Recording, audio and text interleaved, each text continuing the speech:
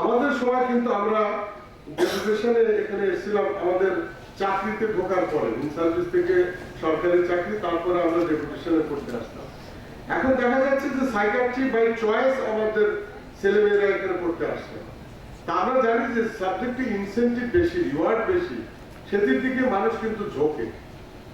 তা আমাদের এই রিওয়ার্ড, আমরা যারা আছি তারা আমরা কেউই খারাপ নেই, সম্মান বলেন কিংবা জানার বিষয় বলেন কিংবা আমাদের যে gratification, self satisfaction, job satisfaction, আমরা মনে হয় না যে কেউ অতৃপ্ত। কিন্তু তারপরেও যেটি যে stigma attach to mental health, not only that, আমাদের বন্ধুরা এখনো আমাদেরকে দেয় যে পাগলের ডাক্তার। যেমন ওই গত আমাদের যে ইন্টারন্যাশনাল কনফারেন্স হলো, ইকবাল ভাই পাশে বসেছিলেন, ওই দেখো পাগলে এখন কি বলবে। তো যাই হোক, এটা আমরা খারাপ অনুভব করি না, কারণ আমরা মনে করি যে এটি আমাদের জন্য আশীর্বাদ। কারণ এই স্টিগমা দূর না করতে পারলে আমাদের সাবজেক্ট আসলে ডেভেলপ করবে না।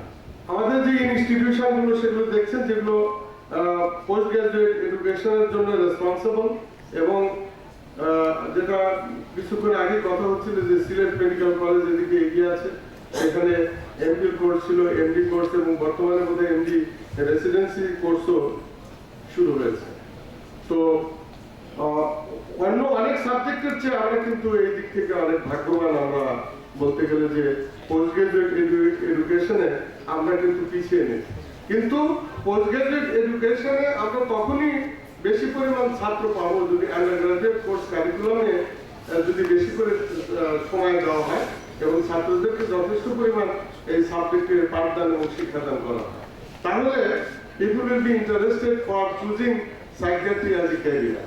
আপনারা জানেন যে ল্যান্সেট খুব নামকরা একটি মেডিকেল জার্নাল, সেখানে কিন্তু সাইকিয়াট্রি, ল্যান্সেট সাইকিয়াট্রি একটি আলাদা সাবজেক্ট। এবং আমাদের এখন যে প্রেসিডেন্ট অফ ডাব্লিউপিএ দিনের ভোগরা, উনি বোধহয় বিশাল অঙ্কের একটি স্লট নিয়েছেন, যেখানে আমাদের এই সাইকিয়াট্রিতে লেখা দেওয়ার এবং সাইকিয়াট্রিতে আপনার গবেষণামূলক আর্টিকেল প্রকাশ করার সুযোগ আছে। এবং এই ডব্লিউপিএতে অ্যারাউন্ড 32 সেকশন আছে, বিভিন্ন সেকশনে লেখার জন্য এবং স্টাডি করার জন্য।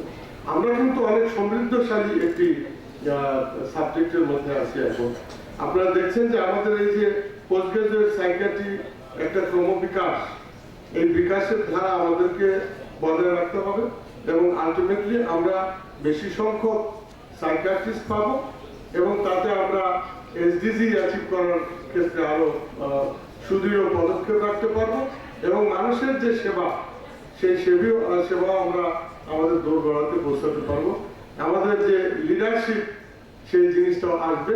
আমাদের অনেক limitations, lack of adequate hours in psychiatry in MBBS curriculum, no mandatory for MBBS final exam alternative and change with the dermatology যেটা আমি আগেই বলেছি, lack of faculties in medical colleges and lack of hierarchy, that is pyramidal shape faculty, no independent unit in all medical colleges that hampers the undergraduate training. And the limitations in postgraduate is still there, lack of adequate number of faculties in all postgraduate training institutes, and that of academic premises, for example, যেটা জন্য শামসুন্নাহার বললেন যে এখানে আমাদের অনেক কিছু আরো নেওয়ার প্রয়োজন আছে। তো আমরা এখনকার যে বঙ্গবন্ধু বিশ্ববিদ্যালয়ের যে ভাইস চ্যান্সেলর, উনি খুবই একজন ভালো মনের মানুষ, আমাদের বন্ধু মানুষ। ওনার কাছ থেকে আমরা আশা করছি ধ্যান দরবার করে ভবিষ্যতে আরো বেশ কিছু জিনিস আমরা নিতে পারবো। আমাদের পলিসিতে আরো এই জিনিসগুলোকে আমাদের ইনক্লুড করতে হবে এবং আমাদের সংখ্যা এবং সুযোগ সুবিধা আরো আমাদের বাড়াতে হবে এবং ছাত্রদেরকে আরো বেশি এই সাবজেক্টে আসার জন্য ইন্টারেস্টেড করার জন্য আমরা আমাদের যে প্রোগ্রাম আছে অ্যাসোসিয়েশনের, আমরা ঢাকার বাইরে যে বিভিন্ন জায়গাতে সিএমএ করে তাদেরকে আমরা এই সাইকিয়াট্রিতে ক্যারিয়ার চুজ করার জন্য সবাইকে উদ্বুদ্ধকরণের যে প্রোগ্রামটা, এটা আমাদের চালু রাখতে হবে। আমি মনে করি যে আমাদের প্রতিজন, আমাদের বন্ধুরা সবাই আমাদের সঙ্গে এই বিষয়ে সহযোগিতা করবেন। Reconstruct the, this is the recommendations we like to put forward to reconstruct the undergraduate MBBS curriculum by more emphasis in Psych 1 psychiatry, extend the MD residency program in several government medical colleges, and ensuring adequate faculties, fellowship on MD in subspecialty in psychiatry, and continuous skill development for the faculties, and regional and international collaboration in postgraduate education and training in psychiatry. আমার মনে হয় যে আমরা এভাবে যদি আগাতে থাকি ultimately আমরা আমাদের অভিষ্ট লক্ষ্যে পৌঁছতে পারবো। ধৈর্য ধরে আমার এই বক্তব্য শোনার জন্য সবাইকে অত্যন্ত ধন্যবাদ। আসসালামু আলাইকুম।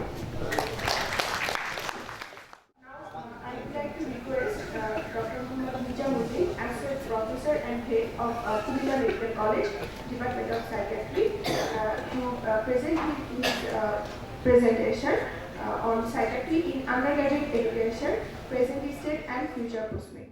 My beloved teachers and my senior and junior colleagues and learned audience, welcome to all in my part of presentation. My topic is psychiatry in undergraduate education, present, status and future. Psychiatric problems are everywhere and almost all physical disease is related to psychiatric problems by any means. We all are aware of this phenomenon, but those who যাদের উদ্দেশ্যে কথাটা বলা এই undergraduate student পরবর্তীতে graduate doctor তাদের অবশ্যই জানতে হবে, কারণ আমরা জানি what mind does not know, eyes cannot see. Without efficient knowledge, skills and attitude, our psychiatry, a physician is incomplete. এই সপ্তাহের শুরুর দিকে আমাদের এক সেমিনারে অনেক পুরনো বেড সিনিয়র একজন ফেলো উনি বলছেন যে অনেক আগে সেই ছাত্র থেকে একটা রোগী তখন তার দেশ বরেণ্য মেডিসিন বিশেষজ্ঞ ওনাকে দেখাই গেছেন, দেখা যাওয়ার পরে উনি একটা মেডিসিন লিখছেন কিন্তু ওই মেডিসিনটা নামটা কি কেউ উদ্ধার করতে পারেন নাই। ওখান থেকে ফিরে আবার ঢাকাতে আসা যাচ্ছে ওটাকে উদ্ধার করার জন্য, উদ্ধার করে নিয়ে যাওয়ার পরে দেখা গেল যে মেডিসিনটা ছিল বেরিয়ে, এবং তিনি ফেলো উনি সাইকিয়াট্রিক কিছু প্র্যাকটিসও করেন, তো সেই কারণে উনি পরে অ্যাসেস করে দেখেন যে ওই রোগীটা ছিল সাইকিয়াট্রিক রোগী। তো উনার কথা হচ্ছে যে সার্জন শুধু বেরেন দিলেন, এটা উনি সাইকিয়াট্রিক ওষুধও দিলেন না বা সাইকিয়াট্রিক কারণ তাদের রেফারও করলেন না, কারণটা কি? এই কয়েক মাস আগে আমার এক রোগী প্যানিক ডিসঅর্ডারে ভোগেন, তো উনি হঠাৎ করে ডায়াবেটিস দেখা দিয়েছে, আমাদের পাশে ডায়াবেটিস হাসপাতালে আসছেন, ওখানকার আউটডোরের মেডিকেল অফিসার ওনাকে বলছেন যে পাগলের ওষুধ খাবেন না, তো যাওয়া ওষুধ বন্ধ করে দিয়েছেন। দুদিন পরে আবার আমার চেম্বারে আসছেন, আমি তো ওষুধ ছাড়া ভালো থাকতে পারি না, কি করবো? তো আই ডোন্ট নো এটা কি নলেজ বা অ্যাটিটিউডের অভাব বা সমস্যা, আমি বুঝি না। Undergraduate level is the appropriate time to learn and earn the basic knowledge about psychiatry. Of course, অনেক শুনতে হয়, যদি আমাদের সাথে বলি তো বিড়াল বিয়ের হাতেই মারতে হয়।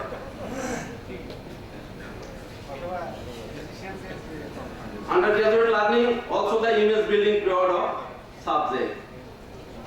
What image we can throw our student? আমরা যদি সবাই দেখি যে যে মেডিকেল কলেজ থেকে পাস করে আসছি, আমাদের ওয়ার্ডের দিকে যদি তাকাই, আমাদের ওয়ার্ডটা কোথায় অবস্থিত আমরা সবাই সেটা জানি।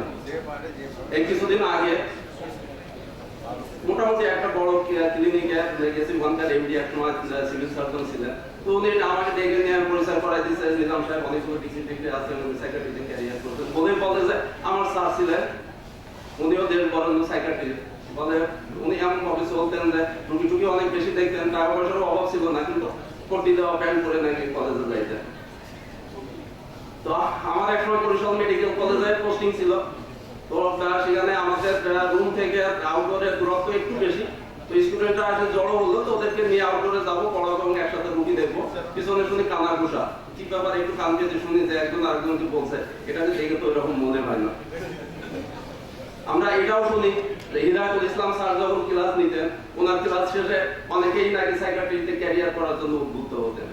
আমরা জানি না যে কোন ধরনের ইমেজ বা কিভাবে আমরা এটাকে ডিস্ট্রিবিউট করবো বা পাঠাবো। On the other hand, stigma and improper knowledge about the psychiatry is still barrier for development of the subject. Stigma অবশ্যই যে আমাদের এই প্রফেশনালে যারা ডাক্তার হিসাবে আছে তারাও অনেক সময় চুপি চুপি গোপনে গোপনে চিকিৎসা করাইতে চান, ওপেনলি আসতে চান না। আর জনগণের মধ্যে তো আছে দিনে ধরছে দুধে ধরছে বাতাস লাগছে অনেক কিছু।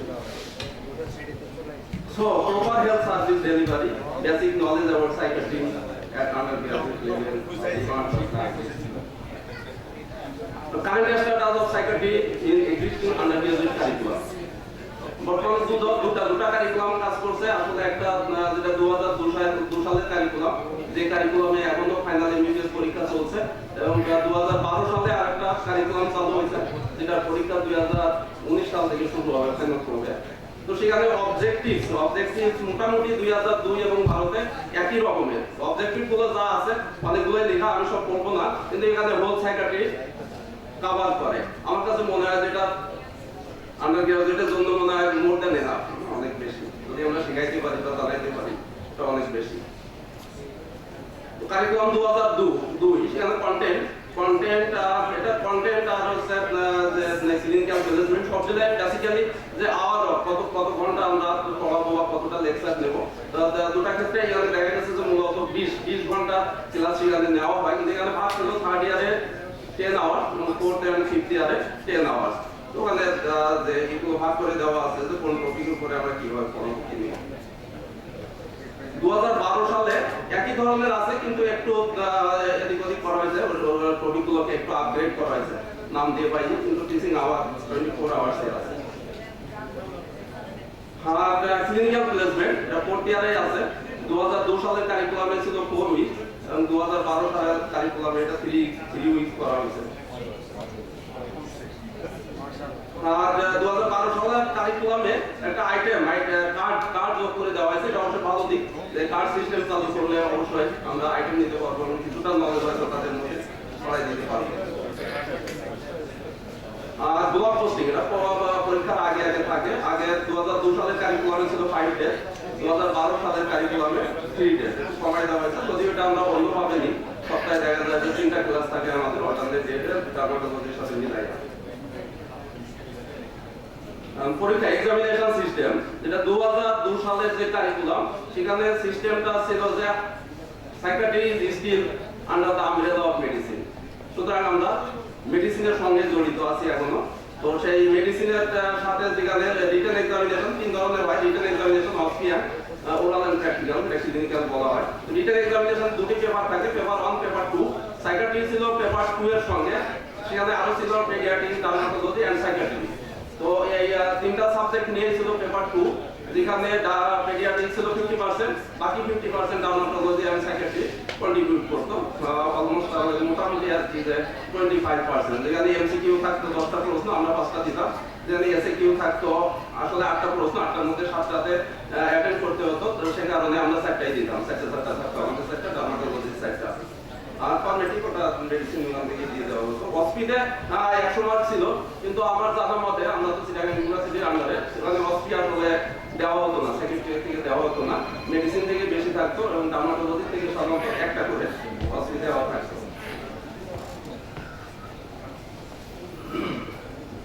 ওরাল এন্ড ক্লিনিক্যাল যেখানে এক্সামিনার সেট আপ, তো 4 এক্সামিনার থাকতো ইন 2 কোর্সে। 2 ছিল from internal medicine, 1 from pediatrics and 1 from either dermatology or psychiatry. বেশিরভাগ ক্ষেত্রে দেখা যেত ডার্মাটোলজিরাই রিপ্রেজেন্ট করতো। আমাদের সাইকিয়াট্রিক কন্ট্রিবিউশন কম ছিল, তারপর মাঝে মাঝে আমরা যেতাম পরীক্ষা নিতে, এবং পরীক্ষা নিতে গেলেও ওখানে আসলে আমাদের সাইকিয়াট্রিক অ্যাসেসমেন্ট করার স্কোপটা খুব কম ছিল। আমরা ওইভাবে অ্যাসেস করতে পারতাম না। ফাইনালে টুকিটাকি 2-1টা প্রশ্ন ছাড়া বেশি কিছু আসলে করার ছিল না। লংকের শর্টকেট কোনো কিছুতে সাইকিয়াট্রিক ছিল না, ডার্মাটোলজিও থাকতো না। 2012 এ কি হয়েছে, যেখানে মেডিসিনের আন্ডারে আছে রিটেন পেপার 1, 2 ঠিকই আছে, কিন্তু 2 তে এখানে দেখেন একটু আপনারা দেখলেই বুঝতে পারবেন পেডিয়াট্রিক্স এর সাথে জুড়ে দেওয়া হয়েছে internal medicine and allied subjects.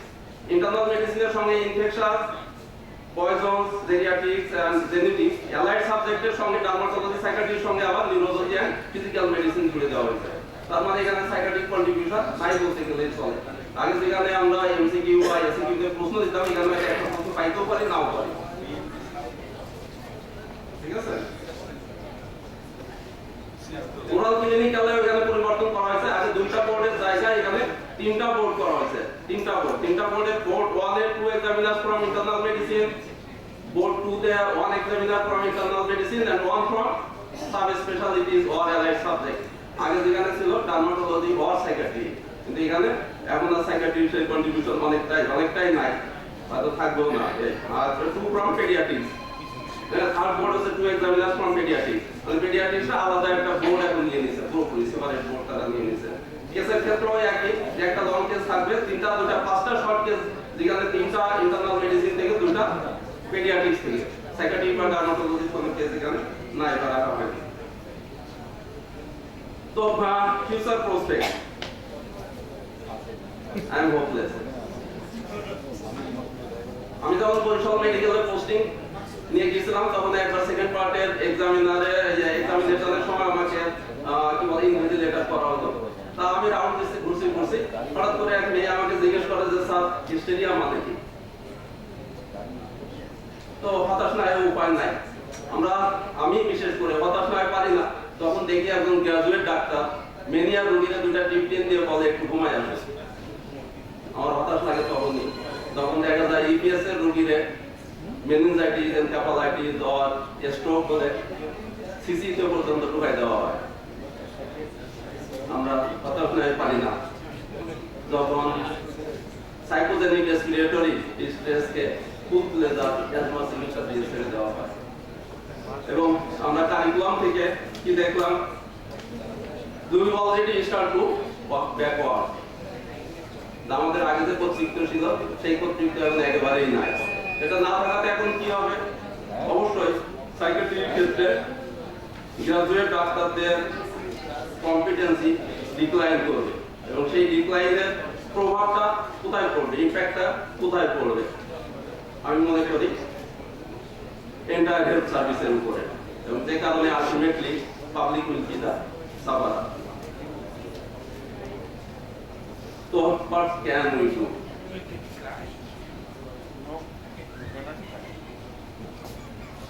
তো আমরা এটুকু করতে পারি। আমরা আগে দেখছি যে এক্সামিনিং সাবজেক্ট থাকা সত্ত্বেও সাইকিয়াট্রি আসলে সাইকিয়াট্রিক নলেজ গেদারে গ্রাজুয়েট ডাক্তারদের ওইভাবে কোনো রোল প্লে করতে পারে নাই। সুতরাং শুধু এক্সামিনিং সাবজেক্ট হিসাবে প্রায় আনলেই মনে হয় চলবে না। আমি মনে করি যদি একটা বোর্ড, এক্সামিনেশন বোর্ড হিসাবে আমরা এস্টাবলিশ করতে পারি with a short case associated with dermatology, তাহলে এটা মোটামুটি ইফেক্টিভনেস আসবে। আর টু ফর্মুলা একটা সাইকিয়াট্রিক ম্যানুয়াল, যেটা আসলে ওইভাবে নাই, যেটা আন্ডার গ্রাজুয়েট লেভেলের জন্য অ্যাপ্রোপ্রিয়েট হতে পারে। আর যদি আমরা কারিকুলাম যে ইমপ্লিমেন্টিং কমিটি আছে, সেখানে যদি আমাদের কোনো সাইকিয়াট্রিক রিপ্রেজেন্টেটিভকে ইনকর্পোরেট করতে পারি, আমার মনে হয় president of Bangladesh association of সাইকিয়াট্রিস্টকে দেওয়া যায়। যদি রিপ্রেজেন্ট করেন, তাহলে দেখা যাবে যে কারিকুলামে আমাদের যে ইনভলভমেন্টটা এটা অনেকটাই ভালো হবে। আমরা যদি দেখি ওল্ড মেডিকেল কলেজগুলোকে আমরা কিভাবে দেখি, যদি ওইভাবে দেখি তা আমরা বলতে পারবো স্টপলেস বাস্কেট, তাই না?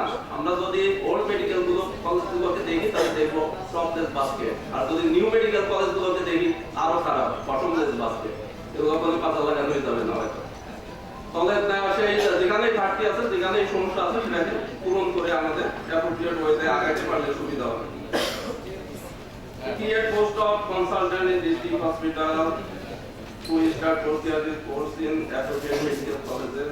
So indirectly undergraduate student কে stimulate করবে এই সাবজেক্টে আসার জন্য। Now last of all, to avoid pollution and themselves, not taking otherwise. আমি যখন ইন্টার্নি করি গাইনিতে, তখন হচ্ছে যে আমরা ছয়জন একই আমার ম্যাডামের আন্ডারে আমি ইন্টার্নশিপ করছিলাম। তো ছয়জন আমরা ইন্টার্ন করতাম, দুইজনে কাজ করতাম, বাকি চারজন কাজ করতো না। তো আমার যে সিএ ম্যাডাম ছিল, নামটা ঠিক মনে নাই, খুব আদর করতেন। ম্যাডাম জানতেন যে আমি একটু মিষ্টি বেশি খাই। তো কোনো কারণে আমি যদি না থাকি, তো মিষ্টি গাড়িতে মিষ্টির অভাব নাই, মিষ্টি পাইলে আলাদা করে রাখি দিতেন, এবং হচ্ছে আসি বলতে নিতাম না মিষ্টি আছে খেয়ে যায়। তো খেয়ে দিতাম। একদিন বিরক্ত হয়ে 3 মাসের, আমাদের তো 3 মাসের আসলে ট্রেনিং ছিল। একদিন আমরা দুইজন কাজ করি, দুইজন ম্যাডামকে দৌড়লাম যে আবার ওদেরকে তো কিছু বলেন না, শুধু আমাদেরকে এত খাটান কে? বলে এটা তো বুঝলি না, ওদেরকে বলে তো লাভ নেই, ওরা তো কাজ করবো না, তোরা করিস বলে তোদেরকে বলি, কাজ করলে অসুবিধা কি? আসলে তাই কাজ করলে অসুবিধা নাই, সেটা পরবর্তী প্র্যাকটিক্যাল লাইফে অনেকটাই বুঝতে পারছে যে সে কাজ করে আসলে ক্ষতি নাই, বরং লাভ হয়েছিল। তো থ্যাংক ইউ সবাইকে যে ধৈর্য সহকারে আমাদের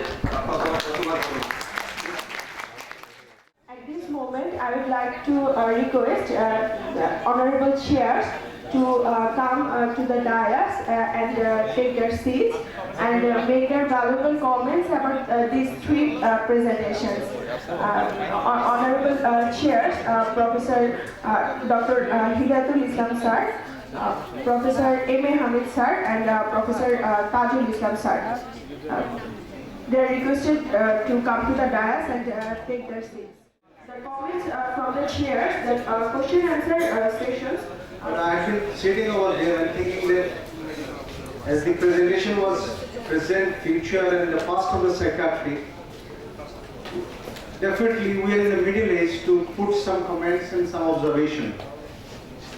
And before putting the comments, I remember with great honor and respect those who have served in the field of psychiatry, Professor Nazimullah Chaudhary, Professor Hidayatul Islam, those who has contributed a lot in the field of psychiatry to make the psychiatry in the country a subject, a psychiatry in the country as a medical profession. I am remembering these two great giant personalities in the field of psychiatry with great honor. And then there are many who contributed a lot in the educational sector of the psychiatry, those who have been working in the IPAGMR, for which we are the alumni standing here.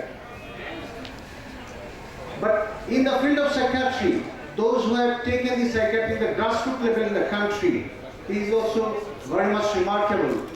The late Professor H.M. Feroz, whose work contributed a lot in the field of psychiatry in the grassroots level. People came to know what is psychiatry. By his work in the magazine, in the field of practice, he could make all this.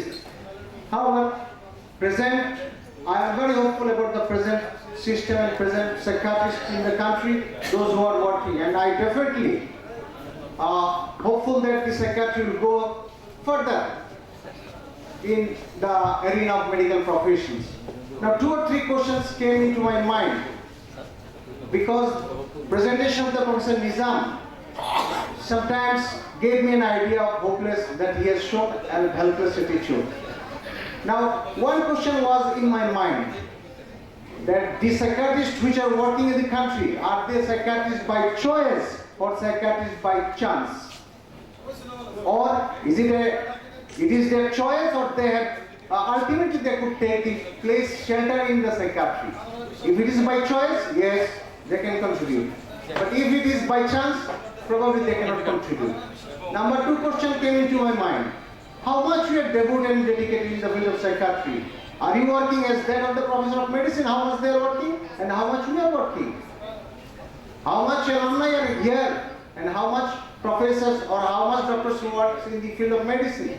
Are you contributing at that level, at that part? Are you devoting yourself or dedicating yourself at that part? If not, then you will be looking behind and you have to go behind. You cannot go forward unless you are dedicating yourself or devoting yourself. And many things also remain hidden. Many things are not coming out. We have to work on those aspects.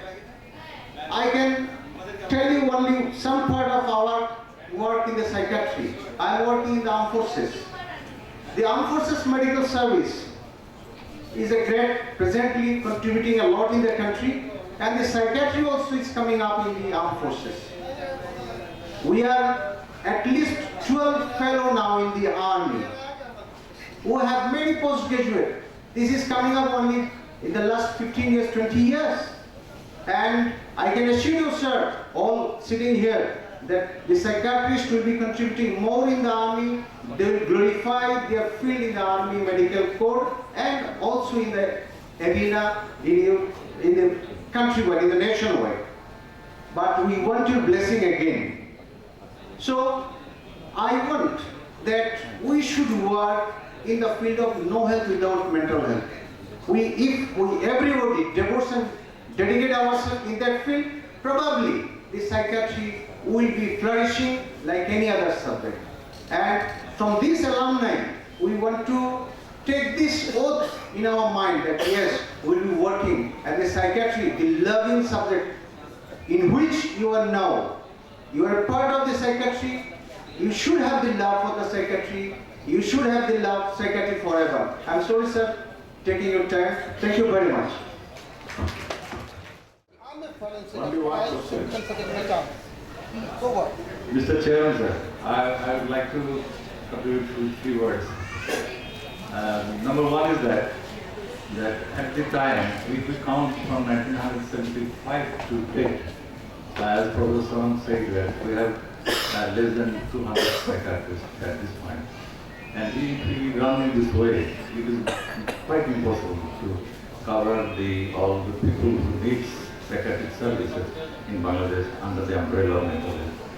So I would like to, I talked in several times in different forums in our national level that we need a 1-year course in postgraduate psychiatry. So this is the high time to propose a 1-year master's in psychiatry to cover the consultant at the district level and the further level. And this course can be run by the medical colleges and Institute of Mental Health. So the process is very easy. If the Bangladesh Association of Psychiatrists can give a proposal to the Vice Chancellor of the BSMU that we need the master's course in psychiatry for 1 year, and that could be conducted by the medical colleges and institute. And if a curriculum is drafted curriculum is submitted, I think it is very easy to enact this course. In this way, we can cover the mental health services at the state and federal level. Second one is that unless we cannot able to strengthen the undergraduate curriculum with the mental component, it is quite difficult to cover the strengthful mental health services in our country. As for example, in Sri Lanka, they have separate assessment in psychiatry in undergraduate curriculum. So if we don't able to conduct a separate service, at least we make sure that there must have the evolution of psychiatry with one board with psychiatry teacher along with the good number of hours for undergraduate psychiatric exposure. So this can be done by the help of the Association of Psychiatrists by a good petition to the Bangladesh Medical and Dental Council. So I'd like to address these 2 points. Otherwise, it is really difficult if we continue the training for the medical graduates. This is unlimited ways, and that is not formal. It is not able to cover the mental health services in the grassroots level. So this is the time. I humbly appeal to the Bangladesh Association of Psychiatrists to take initiative and quick initiative to do these 2 things. Thank you. Going to make his valuable comment about these 3 presentations. সবাইকে শুভ সকাল। আজকে মহৎ অনুষ্ঠানে এখানে share করতে পারার জন্য বিশেষ করে আমার সবচেয়ে প্রিয় এবং শ্রদ্ধেয় স্যার প্রথম সাথে পাশে বসতে পারে আমি কৃতজ্ঞতা জ্ঞাপন করছি। তা আজকের অনুষ্ঠানে যে থিমটি আলোচনা করা হয়েছে এর ভিতরে মল্লিক ভাই এবং আজিজ ভাই যে খুব ভালোভাবে অনেকগুলি পয়েন্ট আলাদা করে করেছে। হ্যাঁ, আমি সেগুলি দিকে নাই যে যেহেতু নিজাম কিন্তু পরিচিত যে হোপলেসের পরেও কিন্তু অনেক হোপ থাকে। আমরা সাইকিয়াট্রিস্টরা সেই হোপ আশা করবো। অনেক জায়গায় আমরা হয়তো পিছিয়ে আছি, কিন্তু সাইকিয়াট্রি গত কয়েক বছরের ট্রেমেন্ডাসলি ডেভেলপ করেছে, এটাও কিন্তু অস্বীকার করার কোনো উপায় নেই। বিশেষ করে এখানে যারা আছেন সবাই, আমি খুবই অবাক হয়েছি। একসময় আমরা ভাবতাম যে সাইকিয়াট্রিক পুরো গড়পড়তা লোকেরা আসে, কিন্তু পরবর্তী দেখা গেল আসলে সাইকিয়াট্রি চয়েস করার ক্ষেত্রেও কিন্তু এক ধরনের অ্যাপটিটিউড টেস্ট হয়ে যায়, তারা সাইকিয়াট্রিক পড়তে আসে। আজিজ বলছিল যে বাই চয়েস আর বাই চান্স। বাই চয়েস যারা এসেছে তারা কিন্তু ডিপ্রেস, এবং সেই ডিফারেন্ট লোকগুলি এখানে আছে, অনেকেই আছে। আমি একটু সংক্ষেপে কথা বলি, যেহেতু বলা হয়েছিল পোস্ট গ্রাজুয়েশন থাকে, কিন্তু সাইকিয়াট্রির বাহিরেও কিন্তু সাইকিয়াট্রিকে প্রসার করার জন্য কিন্তু আমাদের অবদান কম নাই, আমরা সাইকিয়াট্রি অনেকেই এসেছি। আমি যখন সাইকিয়াট্রিস্ট আসি তখন একমাত্র বাংলা বই পেয়েছিলাম ওয়াহিদুল নবী স্যারের কাছে, একটা বই লেখা আছে মল্লিক ভাই এবং জুনিয়া পাড়া যখন ইয়াতে থাকতো তখনই ওখানে আমরা লিখেছিলাম। এই প্রথম আমি দেখছি যে বাংলা ভাষায় বাংলা একজন সাহিত্যিক বই লিখেছেন। এরপরে আনোয়ার ম্যাডামের কাছে দেখলাম উনি লেখালেখি করতেন, উনি করতেন ওই অনেকটা সাহিত্যের লেখা বা অন্যান্য রাজনৈতিক লেখা, কিন্তু উনি প্রসার পেয়েছেন সাইকিয়াট্রিস্ট হিসাবে, এই জন্য কিন্তু সাইকিয়াট্রি রেখে গেছে। এর পরবর্তী পর্যায়ে কিন্তু আমি নিজের কথাই বলতে হয়, আমি ওই পাস করার পরেই এই যে এখন যে পত্রপত্রিকায় লেখাটা, তখন কিন্তু পত্রপত্রিকায় ছিল না, বিভিন্ন প্রেসক্রিপশন পত্রিকা, অন্যান্য ইয়া পত্রিকা ছিল, মাসিক পত্রিকা, সেখানে লেখালেখি করা হতো। পরে আমরা ইয়াতেও চলে আসলাম। এই ফিরোজ স্যার যখন তিনি ছিলেন, উনি আমার লেখা নিয়ে চলে আসতে তাদের তোমার লেখা বাইরে হয়েছে। এইভাবে আমরা সেখান থেকে কিন্তু শুরু হয়েছে। 95-এ প্রথম বোধহয় বাংলাদেশে আমি দ্বিতীয় বই আছে মনসুর বাইর করলাম, এরপরে রনিক ভাই বাইর করছেন। এরপরে সবচেয়ে ইম্পর্টেন্ট হচ্ছে মনিক কামাল কিন্তু অনেকগুলি ভালো এমন সাহিত্য করে, কিন্তু অনেকগুলো মানে মানসিক স্বাস্থ্যের উপর বই লিখেছে। এরপরে সবচেয়ে বড় ট্রেমেন্ডাস হয়েছে যে আমরা যে শুরু করেছিলাম, মুস্তাফিজ ভাই একসময় বলছিল যে তাদেরকে এখন লেখা বন্ধ করে দিয়েছে, তাদের ডিপ্রেশন চলে গেছে, আমাদের পুষ্টি বাইরে। আর প্রথম কিন্তু আমি পত্রপত্রিকা আমি লিখতাম, এরপরে কিন্তু এই ফাঁকি দিয়ে কিন্তু এরপরে একটা ইয়াং জেনারেশন চলে এসেছে, তারা কিন্তু যেভাবে সাইকিয়াট্রিকে বাইরে প্রকাশ করেছে এটা কিন্তু অভাবনীয়। আমাদের কিন্তু সাইকিয়াট্রিক গণ্ডি থেকে বাইরে, এই যে বলে যে আমরা পাগলের ডাক্তার, এই ডাক্তার সেই ডাক্তার, তার থেকে আমরা কিন্তু আমি কিন্তু অনেক বেশিবার আমার ক্লাসে বলি, এখনো বলি, আমি একমাত্র পরিচয় দিয়ে আমি হচ্ছে ব্রেন স্পেশালিস্ট। কেউ এই কথাটা এখন আগে বলেনি। আমার প্রেসক্রিপশনে আমার কার্ডে লেখা আছে আমি জিনভূত চিকিৎসা করি। এই যে কথার বাহিরে কথাগুলো কিছু বলতে হবে, এবং আমরা ব্রেন স্পেশালিস্ট এটা আমাদের এস্টাবলিশ করতে হবে। ব্রেন স্পেশালিস্ট অনেক অনেক আছে। এরপরে ফিরোজের কথা যেটা বলতেছিল বনজগতে ছিল, সেটা অনেক ভালোভাবে আমাদের ডেভেলপমেন্ট করে দিয়েছেন। সেই যে মাইল ফলক, সেই মাইল ফলের পরে এখন মনোবার্তা এসেছে, মনো খবর এসেছে, সেটাও অনেক করতেছেন। এবং আপনাদের দোয়ায় আমরাও অল্প ছোটোখাটো করে আমি একটা কিছু করতেছি, B positive B heavy group করতেছি। গত 3 মাসের ভিতরে এটা যথেষ্ট ইনশাল্লাহ জনপ্রিয়তা পেয়েছে। আমি আশা করি যে আপনারা সবাই এভাবে যদি এগিয়ে আসেন, তাহলে কিন্তু সাইকিয়াট্রি ওই যে নিজাম যেটা বলছিল হোপলেস, এই হোপলেস অবস্থা থাকবে না। আমার গ্রুপের কথাই, আমার হ্যাপি ফ্যামিলি থেকে আমি বলতেছি, you all be happy. Thank you. They can personally ask the presenters and chairs. And now, Honorable Chair, Professor M.A. Hamid is going to make his valuable comment. Respected esteemed teacher, Professor Hidayatul Islam, Professor M. Subhan, Professor Rajaul Korin, other respected delegates and dear alumni. First of all, we are very delightful and are thankful to Professor Ghulam Rabbani, Professor Churu Shamsul Nahar, Dr. Niyaz for their nice, thoughtful and informative presentations. The Department of Psychiatry, Bangabandhu Sheikh Mujib Medical University offers a wide array of exceptional educational and research programs aimed at teaching future generations of psychiatrists, improving the diagnosis and treatment of patients with psychiatric disorders, and advancing our understanding of the neurobiological origins of these disorders and the mechanisms by which they produce symptoms and alter the trajectories of the human life. I am proud to introducing myself as alumni of this prestigious department. One of the great strengths of this department is the scientific breadth and depth of our faculty. In addition, Department of Psychiatry is committed to translating new scientific knowledge into advances that will improve our care of patients and with psychiatric disorders. I am sure that many of you still remember the past golden memories at this department. I felt blessed to have many mentors. I encourage all of you to reflect on your mentorship experience Department of Psychiatry. PSMNU and to extend yourself as mentors to alumni that follow here.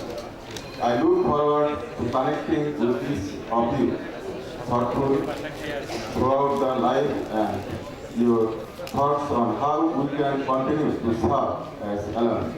I wish all success of this alumni and thanks to organizers for giving me an opportunity to talk few words in front of you. Thank you very much. Honorable Professor Hidayat Hussain sir is going to make his valuable comment and conclude this session. Thank you all.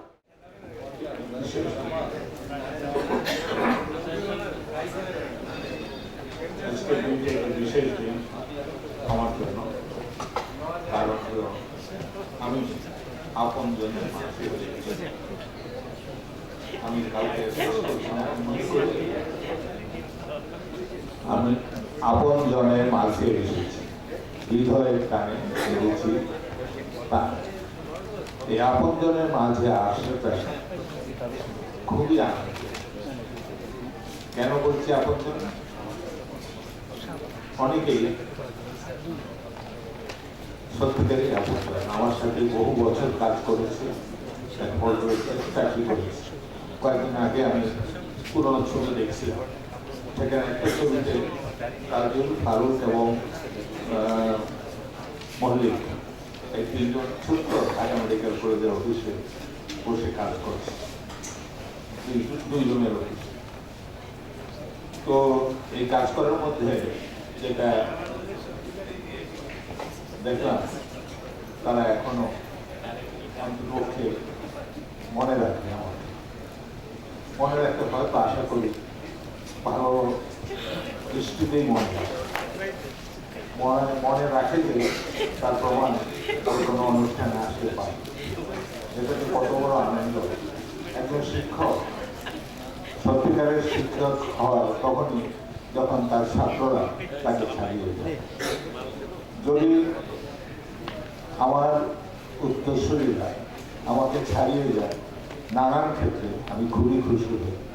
এই যে তোমরা হয়তো লক্ষ্য করেছ, আমি তাদের বলল লেখালেখি করে, অনেকেই লেখালেখি করছে, আমি লেখাপড়া পড়ি, মনোযোগ দিয়ে পড়ি, এবং আমি তাদের কন্ট্রিবিউশনগুলো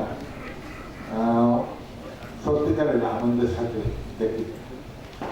আমার ক্লিনিকের যে লগোটা আছে, সেখানে লগোটার কথাটার মূল কথা সুখ, শান্তি, আনন্দ, তৃপ্তি। অর্থাৎ কাজের মাঝে যদি সুখ পাও, আনন্দ পাও এবং তৃপ্তি পাও, তাহলে বোধহয় তোমার জীবন সার্থক। যে কোনো কাজে কন্ট্রিবিউশন করে যদি আনন্দ পাওয়া যায়, সৃষ্টির আনন্দ যদি কেউ পায়, তখন সেটা একটা অভূতপূর্ণ তৃপ্তি দেয়। আমি যে বয়সে এসেছি, অনেক কষ্ট করেই সব জিনিসটা হয়, তবু আমি বলবো আমি আসলে আমার মনে হয় আনন্দ তৃপ্তি দুটোই পাই। এবং এটা একটাই কারণ, আমার উত্তরসূরিদের সাফল্য আমাকে আনন্দ দেয়।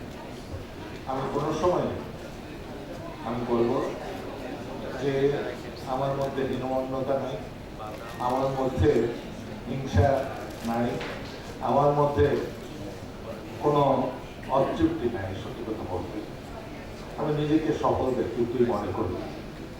আমি সাইকিয়াট্রিস্ট হিসেবে যেটা অর্জন করেছি, সেটার বিচারের ভার তোমাদের সকলে। আমার ভালো লাগে এই কারণে যে আমার দুই ছেলে সাইকিয়াট্রিস্ট আছে, দুই বৌমাও আছে। হয়তো